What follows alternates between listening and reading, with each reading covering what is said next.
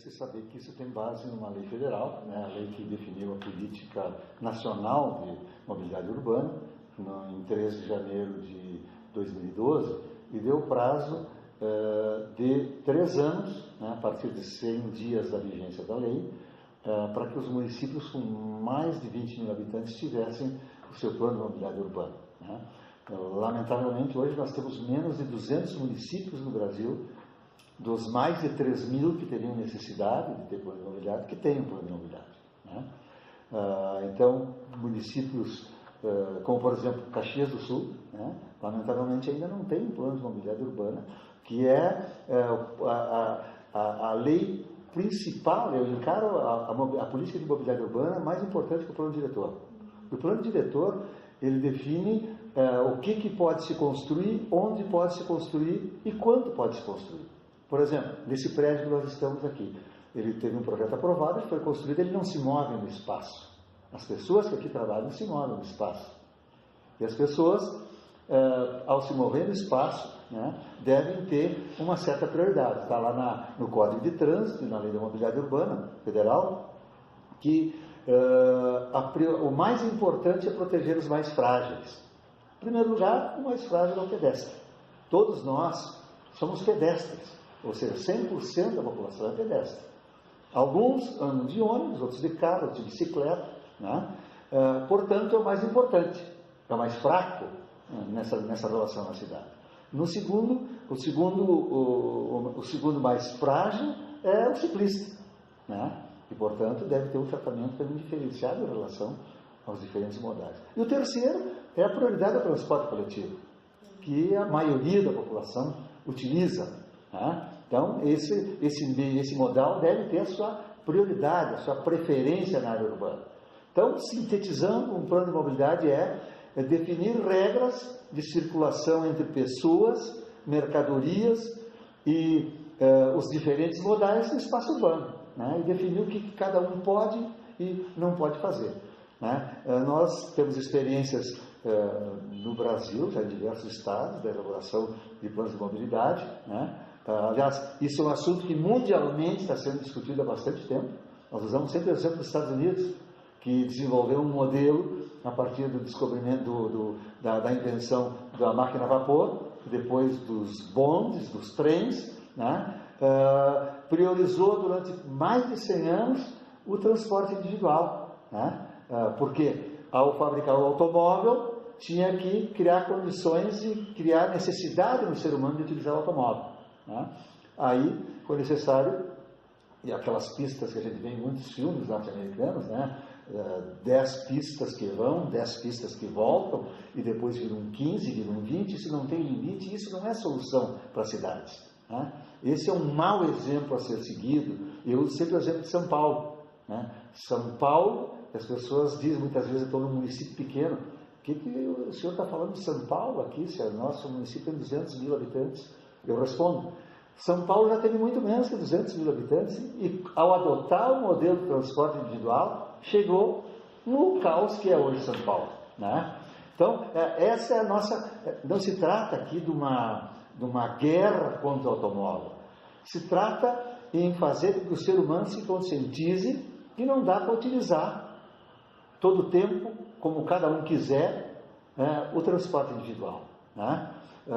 Além disso, o transporte individual, ele desenvolve um individualismo do ser humano, né? As pessoas hoje em dia estão muito individualistas, cada um pensando em si, muito pelo exemplo do automóvel, né? O automóvel se acha o dono da estrada, né? Mais de 80% das ruas no Brasil são utilizadas pelo automóvel, né? E quanto por cento da população utiliza o automóvel? Então, essas relações é que nós temos que começar a discutir de forma muito franca para a sociedade e mostrar, né, que é ruim para todos.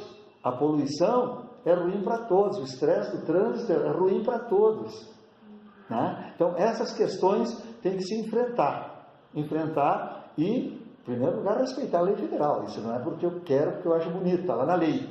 Está lá na lei, está no Código de Trânsito, a lei da mobilidade urbana.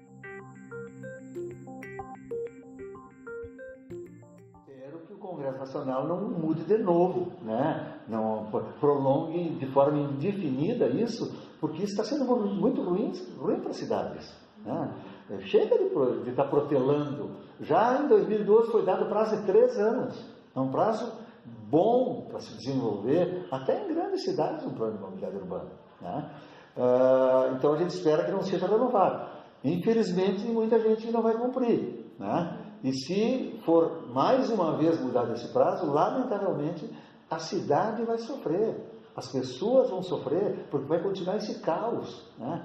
Aqui em Caxias do Sul, por que ocorre muitas vezes atraso no transporte coletivo? Porque não tem prioridade. Né? As pessoas usam um exemplo, porque da Europa eu ando de trem, está lá que vai chegar às 11, às 11 está lá o trem. Sim, não havia segregado. Né? O transporte coletivo, em países que priorizam o transporte coletivo, ele é pontual. Ele é pontual, porque ele tem um espaço de prioridade. De prioridade. Isso que é fundamental, as pessoas entenderem.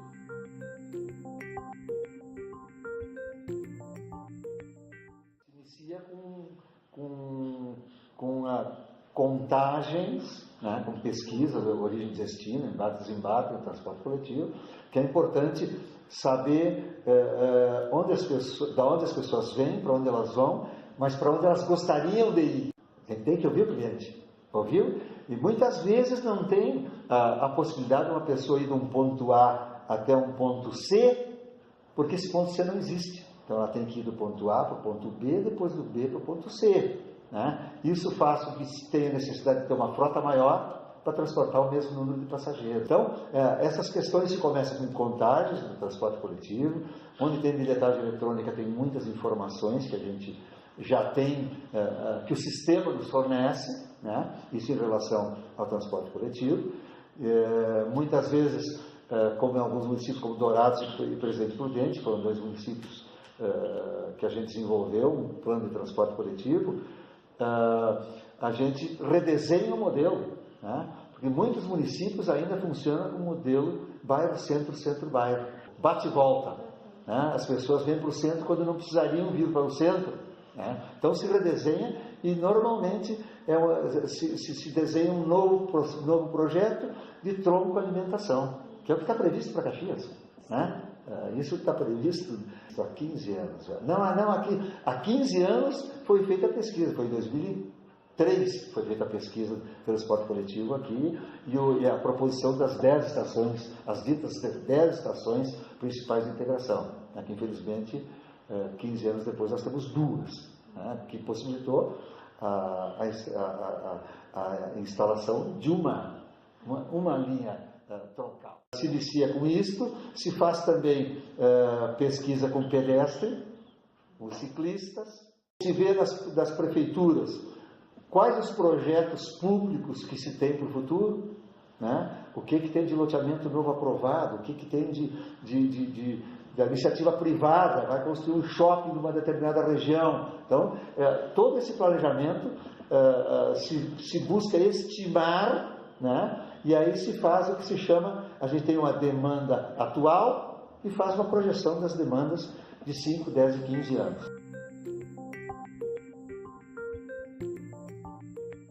O mais importante para o diretor é o plano de mobilidade urbana, né? Porque as pessoas se movimentam no espaço, ao contrário do plano diretor que define o que vai se fazer, onde pode se fazer e quanto pode se fazer.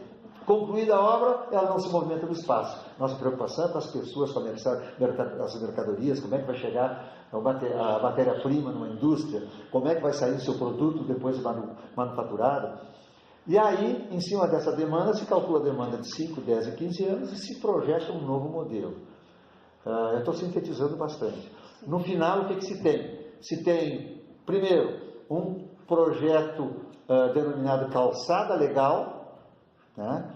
Que é legal nos 2 sentidos. É legal porque vai ser boa para todo mundo, né? Para quem não tem necessidades especiais e para quem tem necessidades especiais, né? Entender que o espaço de circulação mínimo de um passeio ele tem que ser de 1,20 m, que são 2 unidades de passagem, né? Para possibilitar uma cadeira de roda circular naquele espaço e alguém acompanhando essa cadeira de roda. Então tem que ter essa visão, entender que no Brasil nós temos mais de 10% da população que tem necessidades especiais, das mais diferentes. E o planejador tem que pensar nisso. tem que pensar em ter um tratamento isonômico com o ser humano, independentemente das suas necessidades. O segundo projeto é de rotas cicláveis, né? Que deve se prever um projeto que ligue um ponto da cidade a outro ponto da cidade, ponto A, ponto B, e que esse B ligue novamente ao ponto A. O que quero dizer com isso? Não quero dizer que uma varinha mágica vai implantar todo um sistema de rotas cicláveis, e até se tivesse recurso para fazer isso, seria interessante, que a gente tem que educar a população para o uso da bicicleta, né? Que no mundo inteiro o cálculo que se faz é que uma pessoa pode se locomover até 5 km, num raio de 5 km com uma bicicleta, né? A partir disso, teria que fazer necessariamente uma integração com outro modal, de preferência o transporte coletivo, né? Então, a gente começa a organizar a cidade e dar diferentes opções para a população. Então, se desenvolve todo esse projeto, se desenvolve um projeto executivo, adequando o sistema viário à proposição de uma rota cicloviária. Tem um lugar que vai ser ciclopista, do outro vai ser ciclovia, dependendo do espaço público que tem à sua disposição, né? Entendendo a dificuldade que os municípios têm em desapropriar áreas. Então, utiliza o sistema viário existente, né? A partir disso, os projetos executivos, o município poderá ir fazendo em partes esse projeto, e é bom que faça em parte, que aí vai mostrando para as pessoas. E tem que dar seguimento, quer dizer, uma tem que ligar na outra. Não dá para ser. Nós temos em Caxias ditas, entre aspas, ciclovia, né? Lá na região do Dalbó, que quem é que vai utilizar aquilo? Quem é que vai utilizar aquilo? Né? Agora se fala em fazer uma ciclovia na Luiz Miquelon. Qual é a finalidade dessa ciclovia? Nós temos que pensar que o ciclista, a ciclista, não é só para lazer, para exercício. Nós temos que pensar que tem gente que tem condições de trabalhar de bicicleta. Até a gente já vê algumas pessoas, né, se locomovendo nas áreas centrais da cidade, sem nenhum tipo de segurança. Muitas vezes o ciclista não tem a educação necessária, né? Por exemplo, a bicicleta tem que obedecer o mesmo código de trânsito. Ela tem que andar no sentido, né? Ela tem que obedecer o semáforo. Da calçada, não pode estar pedalando. Ele tem que conduzir a bicicleta no passeio público, porque o passeio público é lugar de pedestre, não de ciclista. Existem algumas exceções, como em Curitiba, que projetaram ciclovia nos passeios públicos, especialmente na área central, né? Importante também é desenvolver, eu ouvi quem usa a bicicleta para desenvolver essa rota toda. E essa rota deve ligar os pontos ditos de atração da população, né? Não adianta fazer uma ciclovia lá no meio do mato, né? Que a utilização vai ser muito pequena. Então esse é o segundo projeto de rotas cicláveis. O terceiro projeto é o projeto do tratamento dos pontos críticos, como a gente chama, né? Ou seja, a gente faz contagens nas interseções importantes da cidade, né? Inicia lá às 5 da manhã, às 6 da manhã, contando de 15 em 15 minutos, quantos ônibus dobram à direita, quantos carros vão reto, quantas bicicletas dobram à esquerda, né? Se faz isso dependendo da cidade, algumas começam às 6 da manhã, algumas às 5, algumas às 7 da manhã, isso vai até às 9 horas da manhã, depois retoma às 11 horas da manhã até às 12, até às 14, depois das 17 às 20. Então, por que de 15 em 15 minutos essas contagens? Porque a gente vai pegar a pior hora. A gente pega 4 vezes 15 minutos da pior hora, ou seja, é a situação mais grave de congestionamento em cada ponto. E aí se faz o que a gente chama de tratamento preventivo, né? A cidade não é diferente do ser humano. A cidade, não é por nada que a rua é chamada de artéria. É como se fossem as veias. A cidade são as veias, né, que nós temos no nosso organismo. Né? Tem veias que são principais, mais importantes, que tem que ter um tratamento diferenciado das veias que são importantes, mas menos importantes. Né? Eu uso sempre o exemplo do ser humano.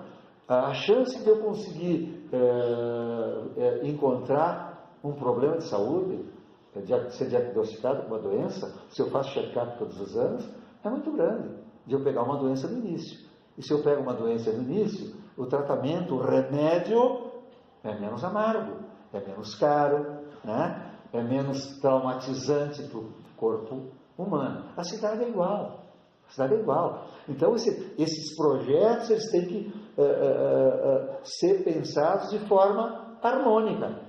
Não é fazer a contagem num cruzamento e chegar à conclusão. Ali nós vamos botar um semáforo. Olha, a solução mais fácil é colocar semáforo. Né? O melhor tratamento num cruzamento é a rotatória. A rotatória é um espaço de negociação. Né? Tu está chegando antes que eu, tu vai passar antes que eu. Entende? Claro que ela tem um determinado limite. Ela suporta até um determinado número de veículos. Mas também o semáforo, se for instalado um semáforo com menos de 800 veículos na pior hora do dia, ele vai trazer problema. Né? Ou seja, ele vai fazer com que determinados horários, a pessoa, e a gente está sempre com pressa, né, infelizmente, chegue, porque eu faço o mesmo percurso, eu chego naquele local, não passa nada, no sentido contrário. Não deveria ser assim, mas é assim o ser humano, lamentavelmente, principalmente no Brasil. Né? Espera um dia, espera dois, o terceiro dá uma espiadinha, no quarto vai, mesmo no vermelho. Infelizmente é esse o quadro. Né? E aí, ou seja, para cada doença tem um remédio.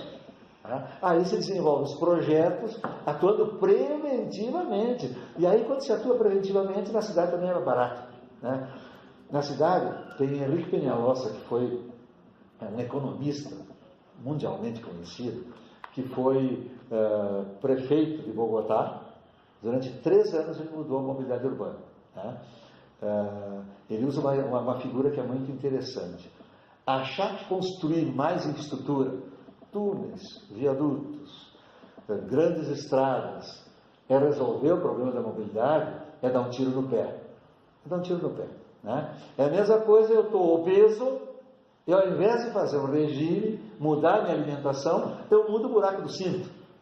Né? Eu boto no buraco seguinte, eu tenho uma sensação de que eu melhorei. Mas não é verdade isso. Porque a infraestrutura maior atrai mais gente. Então os poderes públicos deveriam ter coragem de assumir. Os congestionamentos vão piorar. Parece fatalístico o que eu estou dizendo, né? Mas é esse o quadro mesmo. Eu tenho visto isso na minha cidade, né? Eu nasci aqui, eu sou natural daqui. Cada dia tem um engarrafamento diferente num lugar diferente. Quer dizer, antigamente era no início da manhã, no horário do meio-dia, início da tarde e final da tarde. Hoje é em tudo que é horário, em tudo que é lugar. Por quê? Porque o modelo está errado, o modelo de privilégio ao transporte individual, automóvel. Né? Esse que é o problema. Né? Então, porque quem tem o automóvel acha que tem o direito de utilizar o espaço público como se fosse sua casa. Ele tem que ter 12 metros no mínimo quadrados para estacionar na sua casa. Quando ele vai trabalhar, ele quer ter, se não tem garagem, ele quer ter um espaço público. Né? Ou seja, ele acha que ele tem um registro de imóveis de 12 metros quadrados, quando a área pública é de todo mundo. Né? Então as cidades passam por 5 estágios. Primeiro, estacionamento farto em tudo que é lugar e tudo que é horário. Depois, começa a ficar difícil estacionar, né? Aí se cria tal do estacionamento rotativo pago. Né? Aí, quando o estacionamento rotativo pago começa a não resolver, tem que tirar o estacionamento rotativo pago e criar barreiras para os automóveis não chegar no centro. Londres tem pedágio urbano. Quem quer, não dá para todo mundo ir no centro de Londres. Então, vai quem paga. Quem não paga, não vai. Né? Daí se passa por esse momento, Caxias está nesse momento, de retirada de estacionamento rotativo. Né? A gente usa sempre esse exemplo aí da Sinimbu e da Pinheiro Baixada. E cada vez tem que tirar mais estacionamento para dificultar o acesso do automóvel em determinadas áreas. Né? E aí se passa pela última situação, que é essa de pedágio urbano, que está na área da mobilidade. Quer dizer, se Caxias quisesse ter pedágio urbano, já poderia instalar, ele é legal, está lá na lei federal. Não é isso que a gente defende. Eu acho que tem um tratamento inicial, né? E isso já está muito atrasado em Caxias, né? Vai chegar abril de 2019, de novo, Caxias não vai ter o plano imobiliário urbano, e com um agravante, seria um momento bom, né? Também porque vai ter que obrigatoriamente ter a concorrência pública do transporte coletivo, né? Então, tratar isso junto a todo esse projeto de imobiliário urbano é bem interessante, né? E tem que ouvir a população, tem que ouvir quem usa. Não é alguém fechado num gabinete que vai decidir como é que vai ser a modelagem do transporte coletivo. Tem que ouvir quem usa. E a população é muito sábia.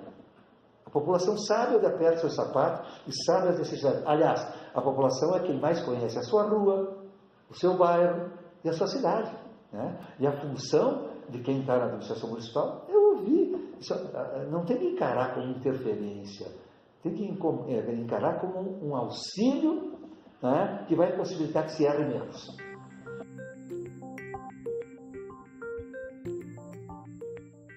Isso é outra coisa que nos preocupa, não só aplicativo, mas alguma coisa também em relação ao transporte coletivo, né?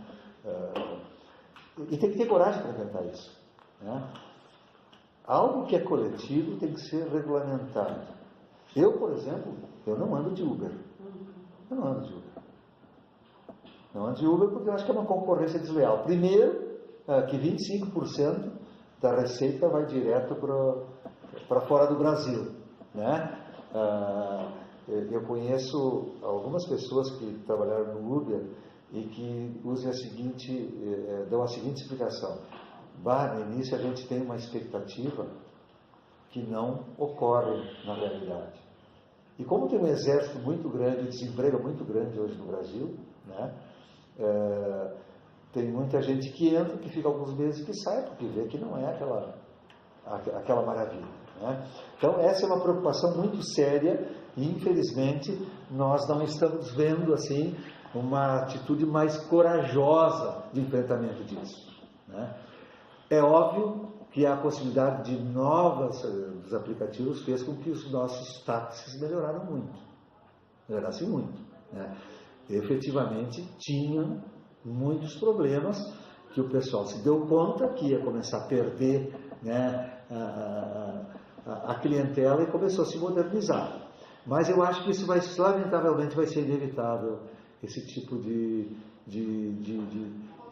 interferência, né? Principalmente em relação ao transporte coletivo, que é uma coisa de fundamental importância, né? Caxias, nós já chegamos até em 2004, 4 milhões de passageiros mês, né? 4 milhões de passageiros mês. Eu me recordo, eu estava na secretaria, né, nesse período, que era um número assim, era 200 mil de táxi de lotação. Era uma coisa... E por que isso? Claro que teve o problema do desemprego, teve o problema do valor da tarifa, que para muitos é difícil de pagar, né? Aliás, eu defendo o subsídio público do transporte coletivo. Subsídio público não é despesa, é investimento na qualidade de vida.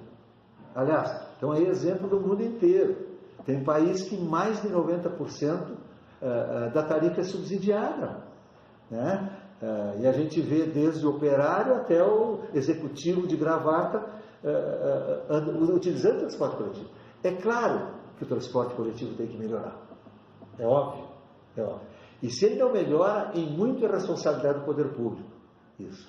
A não dar prioridade, né? Porque as pessoas querem ter pontualidade, as pessoas têm horários para chegar. E esses horários só vão poder ser respeitados se for dada a prioridade ao transporte coletivo. E tem diversas maneiras, né? Tem sensor, né?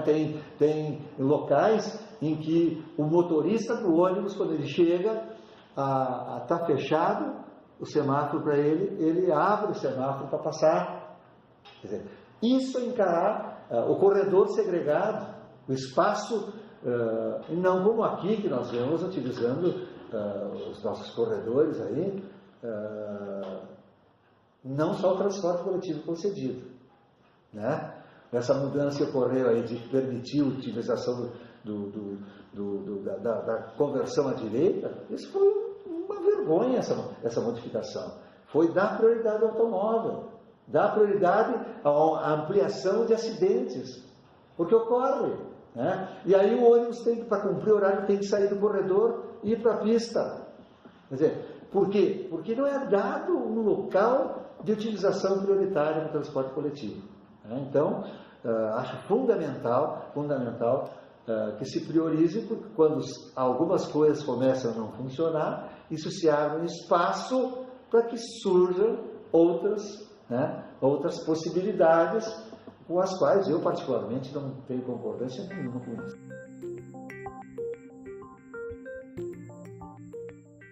Óbvio que daí a pessoa tem horário para cumprir, né? Ela chega um dia atrasado, 2 atrasado, 3 atrasado. É óbvio que vai vir cobrança para cima do trabalhador ou da trabalhadora. O que vai acontecer? Ele vai procurar outra alternativa. Ele vai comprar uma moto, né? Ele vai comprar um carro financiado, que já foi bem mais fácil financiar, hoje é um pouco mais difícil, né? Mas ele vai buscar outra alternativa. Então, pensar no coletivo é pensar na maioria. E como as pessoas da maioria se locomovem em Caxias ou em qualquer lugar que tenha transporte coletivo?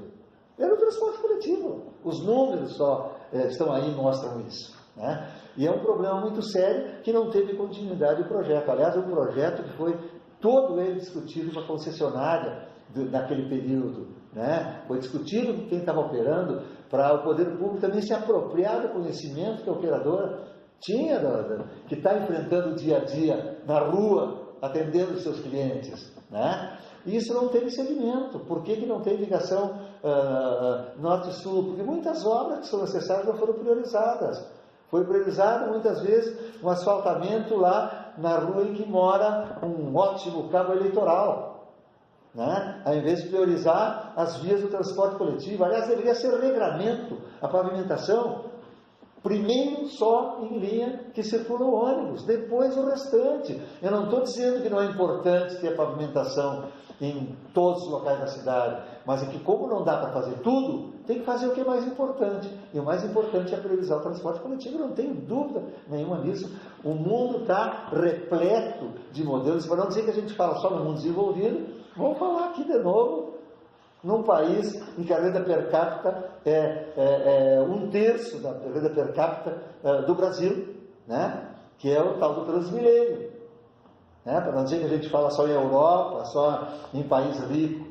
Um país muito mais pobre que o Brasil já implementou um modelo que está em construção, porque assim o transporte coletivo está sempre em construção. Por quê? Porque a cidade é um organismo vivo. Saiu um loteamento numa determinada região. Quando tiver gente morando, vai ter que ter ônibus, né? Então, ele está em constante evolução, mudança. Fechou uma grande indústria numa região, vai reduzir o transporte para aquela região. Eu tenho simpatia para uma tarifa diferenciada em horários que não são de pico, porque isso seria possível atender uma outra clientela que não tem necessidade de horário e que poderia sair, né, utilizar o transporte num horário diferente do horário de pico, né, no horário diferente do horário de pico, porque a frota ela não pode ser dimensionada para o pior momento, senão vai ficar ociosa, vai ficar o veículo no pátio, né? Aliás, aqui já tem muito disso, por causa da irresponsabilidade de implantar muita coisa que não poderia ter sido implantada, né? Que infelizmente, eu não chamo política porque política é uma coisa legal, é atividade politiqueira, de muitas vezes determinar que seja implantado mais horários, né? Linhas novas, e vai prolongando mais 5 quadras para um lado, mais 2 quadras, muitas vezes vai atender um interessezinho pontual lá. Quer dizer, o transporte é coletivo, ônibus não é táxi, táxi é táxi. Se eu quero ter porta a porta, eu vou andar de táxi, né? Agora, o transporte coletivo, outra questão é o seguinte, é o número de paradas exageradas, né? No mundo todo se utiliza, é considerado atendido a 500 metros de onde passa o ônibus, é considerado atendimento, feito. Né?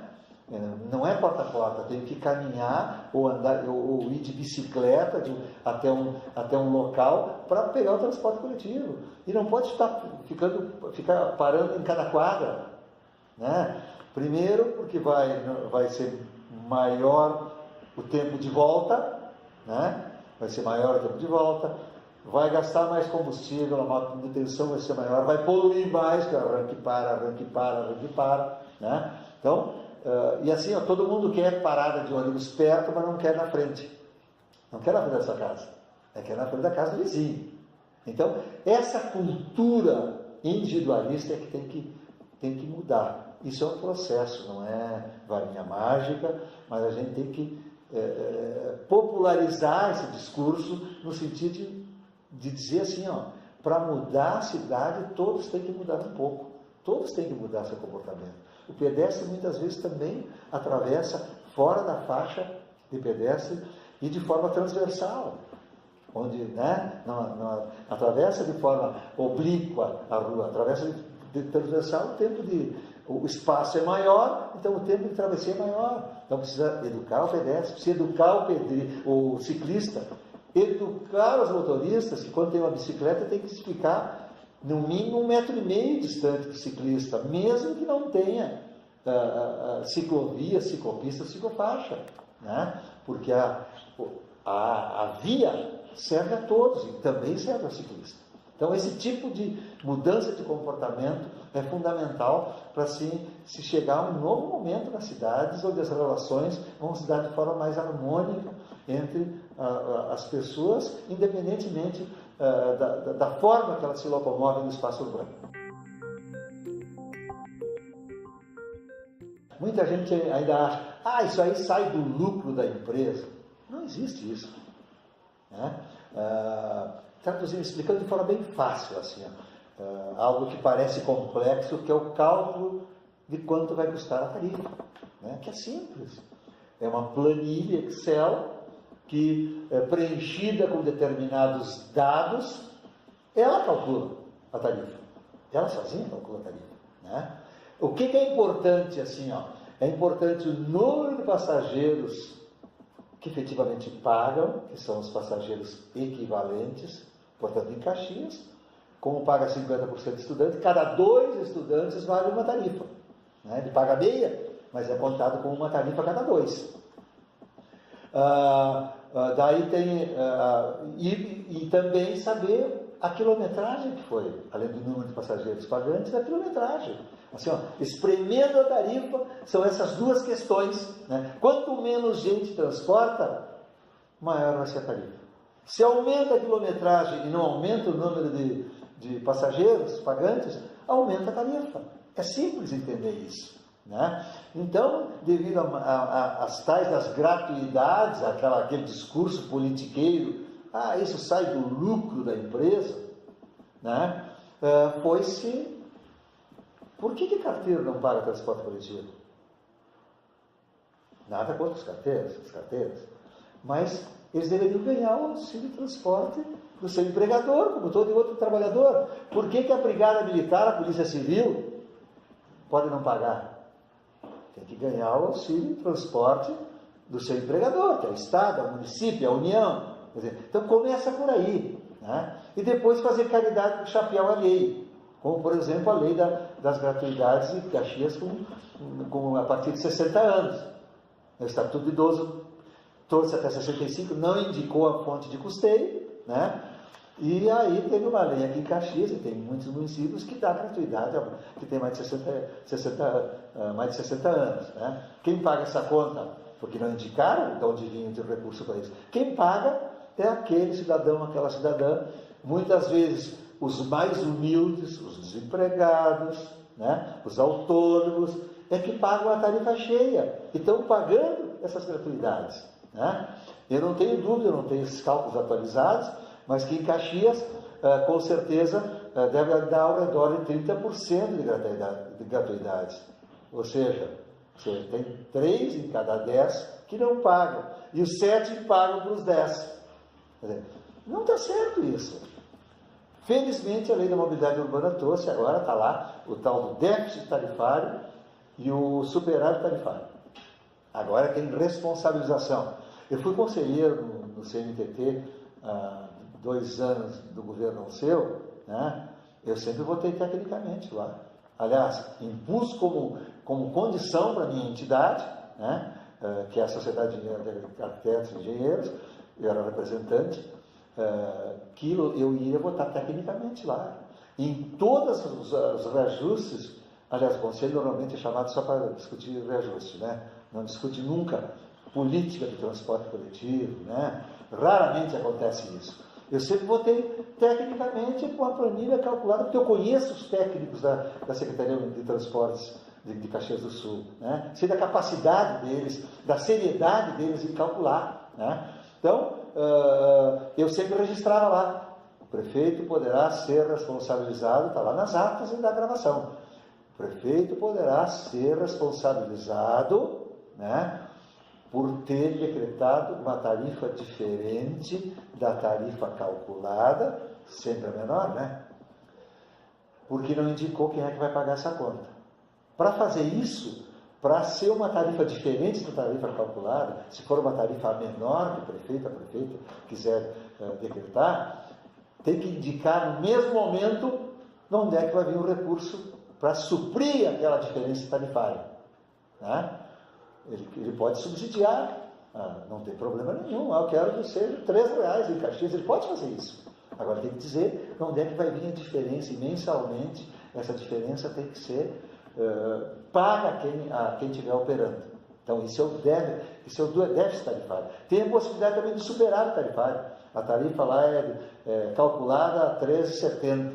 Ele faz uma audiência pública da cidade para fazer as novas estações. Se a população aceitar pagar R$4, nós vamos construir as estações.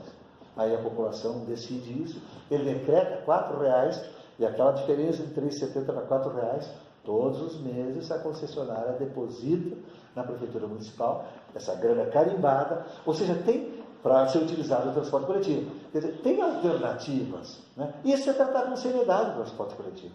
E aí a tarifa com certeza seria muito mais barata. Aliás, teve uma oportunidade, quando eu era secretário, eu estava em São Paulo, foi decretado, o prefeito de Capivara, estava decretado o reajuste da tarifa, começou a dar uma balbúrdia na cidade, né? O prefeito me ligou e pediu para mim vir para Caxias, para ir para a imprensa, para falar por que a tarifa tinha que ser daquele valor, né? E eu vim, passei o dia inteiro, televisão, rádio, jornal, e voltei à noite para São Paulo, passei o dia inteiro, e as pessoas perguntavam, mas não é a Visate que tem que vir aqui defender? Digo, não, é o poder público que está decretando a tarifa, e nós temos obrigação de explicar para a população. Isso dá desgaste, sabe? Isso dá desgaste, mas isso é uma atitude de responsabilidade. Aliás, nos 8 anos da administração, todo mês de dezembro teve reajuste, inclusive depois de ter perdido a eleição no último ano, né? Foi no ano de 2004, onde no dia 27 de dezembro foi decretada a nova tarifa de transporte coletivo, do táxi lotação, para não jogar no colo de quem tinha ganho a eleição a responsabilidade sobre isso. Isso é tratar com seriedade as coisas, né? E se fosse tratado com seriedade, a tarifa com certeza seria bem diferente dessa que a gente tem. Ela seria mais baixa, porque tem que ter coragem de discutir gratuidade com a população, né? E desmistificar que o transporte coletivo é caixa preta. Não é caixa preta não, é muito simples de entender, né? Basta que queira se debruçar sobre esses dados, né? Que são públicos, que estão abertos. Isso é uma obrigação do poder público, colocar à disposição esses dados todos para a população e desmistificar isso de uma vez por todas. O cliente espera o melhor transporte possível ao menor custo possível. É isso que a gente tem que perseguir, sabe? O desejo do cliente ao menor custo e o melhor possível. para ser mais rápido tem que ter prioridade. Quando a gente fala aumento da velocidade comercial, a gente não defende que o ônibus ande correndo. Velocidade comercial é uma velocidade calculada para vencer um percurso. Se começa a descumprir, a não cumprir o horário, vai ter que possivelmente colocar mais veículos, mais frota, para transportar os mesmos passageiros. Isso vai de novo, aquela relaçãozinha básica, vai aumentar o custo para todo mundo. Então, é isso que a gente percebe. Buscar transportar o maior número possível de passageiros com a menor quilometragem possível. E com a menor frota possível. Porque assim, outra questão que tem que desmistificar. Sempre vai ter lotação em determinados horários. No mundo inteiro tem. No metrô de Tóquio tem. No metrô dos Estados Unidos tem. Na Europa toda tem. Tem determinados momentos que superlota. Por quê? Porque é coletivo. É coletivo. E não dá para definir o tamanho da frota pelo pior horário, porque senão vai ficar ocioso e quem paga é quem usa. Eu não uso transporte coletivo, eu não pago essa conta. Então, a responsabilidade, muitas vezes, quem está no poder público não usa o transporte coletivo, ele tem que ter responsabilidade de saber que ele está tratando em assunto que traz diretamente o interesse da maioria da população. E, normalmente, ainda de forma preconceituosa, demarcado o transporte coletivo. Porque a classe média vai para a Europa e adora andar no ônibus. Que coisa fina! Eu andei em Londres no ônibus de 2 andares, porque, sabe, e quando venho para o Brasil, aliás, tem até uma charge que eu uso muito nos meus seminários, que é esse quadro. A classe média na Europa, dentro do transporte coletivo, elogiando. E quando vem para o Brasil, está de carro, e diz, quem que esse busão não sai da frente? E ainda isso tem muito, é o preconceito ao transporte coletivo. Quando nos países desenvolvidos, todas as classes sociais utilizam o transporte coletivo, porque ele é encarado como prioridade, ele é subsidiado, parte da tarifa é paga com dinheiro público, como incentivo, como investimento à melhoria da qualidade de vida. E essa consciência ainda não existe no nosso país. Apesar de que nas grandes capitais o transporte é altamente subsidiado, senão em São Paulo, Rio, Belo Horizonte, seria um escândalo o valor da tarifa de transporte coletivo e iria reduzir o número de passageiros transportados, porque a capacidade de pagamento das pessoas também tem limite. É um transporte interessante. Eu evoluí já bastante em relação a isso. Quer dizer, quando eu entrei na secretaria, isso foi uma ideia que foi muito interessante, na época que foi criado. Aliás, o pai de todo esse transporte coletivo é engenheiro civil Juliano de Ross, justiça seja feita, e isso, sempre que eu tenho oportunidade, eu falo isso. Aliás, aprendi muito, entendia muito pouco de transporte coletivo quando entrei na secretaria, e o Juliano, que era o secretário, que saiu porque quis, importante a população também saber disso, ele fez questão de ficar como diretor técnico e ficou me ajudando e me ensinou muito das coisas que eu sei. Muitas coisas que eu sei. Então eu tenho assim um carinho especial, inclusive projetou, muita gente não sabe disso, as 2 estações Catedral e Ópera foram projetadas pelo engenheiro civil Juliano de Ross. Quando encerrava o expediente, ele ia para a prancheta, porque não tinha computador na Secretaria de Transportes antiga, não tinha programa para fazer projeto, e fez na prancheta. Eu assumi quando ia ser inauguradas as estações. No dia da inauguração, eu fui chamado para falar, e eu disse, olha, eu acho que quem tem que falar aqui é o engenheiro Juliano de Ross, que é o autor dessas 2 estações. E eu não falei nada, e o Juliano veio e falou. Então, o taxotração foi uma coisa boa, mas que o tempo passou, e muito tem que se mudar em relação a isso. A ideia foi muito boa na época, de permitir que pessoas físicas fossem permissionárias. Agora eu acho que não pode mais ser. Se tiver uma concorrência pública, tem que ser, pode ser através de um consórcio, né? Mas de empresas. Mas como? Está querendo... Não, eu posso criar uma empresa para me disputar, para me consorciar com alguém. Não quer dizer, quando diz empresas, não quer dizer que só possam ser empresas grandes, né? Então, tem uma câmara de compensação, como é em tudo que é lugar, né? Onde vai se fazer o pagamento dos diferentes do consórcio de forma a ser definida entre eles. Isso o poder público não tem que... O poder público diz como é que tem que ser o serviço, define a tarifa e fiscaliza. Essa é a função do poder público, né? Hoje, lamentavelmente, está no estado que está, né? Teve a questão da ação judicial, né? Mas está aí há quantos anos sem ter uma resposta do poder público municipal no sentido de como é que vai ficar, né? Já tentou fazer 2 processos licitatórios e por erros grosseiros, né? tiveram que ser paralisados. E quem está perdendo é a população. E também quem está operando. Porque hoje tem ônibus aí com 2 milhões de quilômetros rodados. Quer dizer, é um absurdo isso. E não pode renovar, porque não sabe se amanhã ou depois diz, deu, acabou, vai ter licitação. Então, é assim, correndo atrás do próprio rabo, né? E estou vendo o descaso completo do poder público municipal já há algum tempo, né? Não é só dessa administração, a justiça seja feita, e algo que está definhando que está o custo que está. Porque se tiver um transporte seletivo, ele tem que ter uma diferença mínima de diferença tarifária, né? Tem que ter uma diferença ali 20%, 30% mais caro, porque é um transporte seletivo, né? Vai poder andar todo mundo sentado. Hoje não anda sentado, por quê? Porque tem que entrar gente, porque senão, né? Quebra, as pessoas vão quebrar, né? Tem que ter tem que redesenhar linhas. Tem setores da cidade que há muito tempo podem ter uma clientela que não é a clientela do transporte coletivo normal e que muitas vezes usa o automóvel, porque não tem outras alternativas.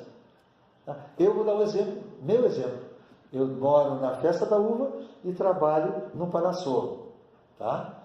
Eu tenho um carro da empresa do Panassolo, eu tenho meu carro. Se eu quisesse ir de ônibus e voltar de ônibus todos os dias, ir chegar no meu escritório e utilizar para as minhas saídas o carro, eu levaria 2 horas para chegar no meu escritório, 2 horas para voltar, né? Ou seja, tem um outro tipo de cliente que pode ser atendido com uma passagem diferenciada, né?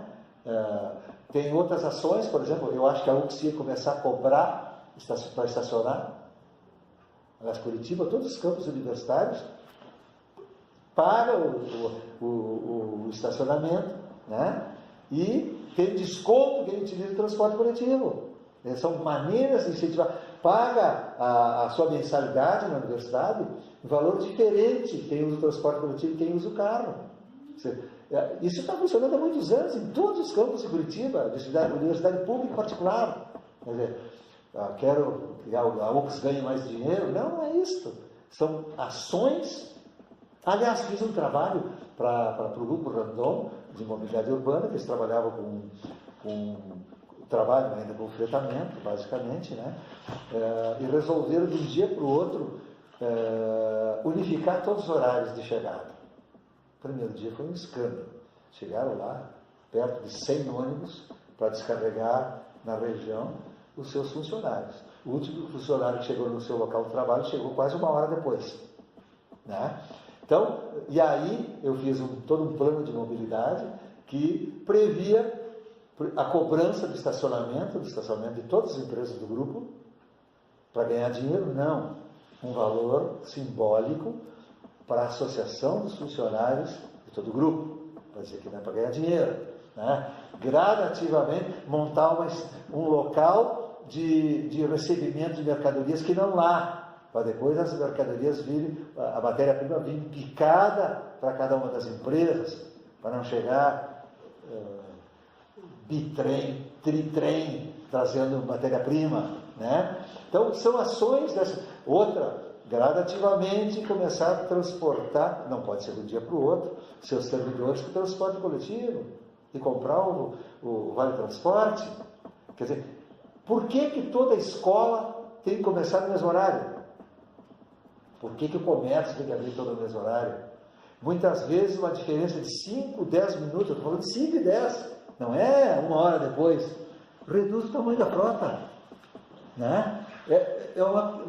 A sociedade tem que entender que para melhorar para todo mundo tem que participar. Não é só um segmento social que tem que participar. Né? Então, por que não se faz uma discussão séria com o CDL, com o Cindy Lojas? Né? Ao invés de começar às 9, comece 9h10. O que vai trazer de problema isso? Vai trazer só benefício para a sociedade e para a cidade. Né? Vai reduzir poluição, vai reduzir congestionamento, vai reduzir o uso de combustível, sabe? Vai reduzir o estresse, que todo mundo vive estressado. Aliás, está um perigo andar no trânsito. Está um perigo.